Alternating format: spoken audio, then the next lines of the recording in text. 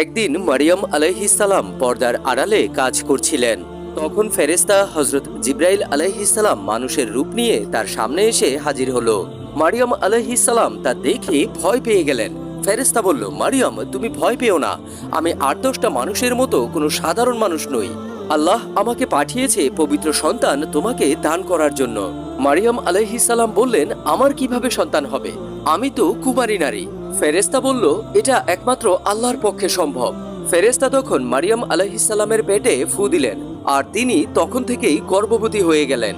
বাচ্চা জন্ম হওয়ার পর যখন তিনি কোলে নিয়ে ঘুরছিলেন, তখন এলাকার মানুষ তাকে জিজ্ঞাসা করলো, মারিয়াম, তুমি বাচ্চা পেলে কোথায়? তোমার তো বিয়ে হয়নি। এমন নানান কথাবার্তা এলাকার মানুষগুলো বলতে লাগলো। ঠিক ওই মুহূর্তে যে মাত্র দুধের শিশু সে কথা বলে উঠল, এবং সেই ছোট্ট শিশু বাচ্চাটি ছিল হযরত ঈসা আলাইহিসসালাম। সুবহানাল্লাহ, আল্লাহু আকবার।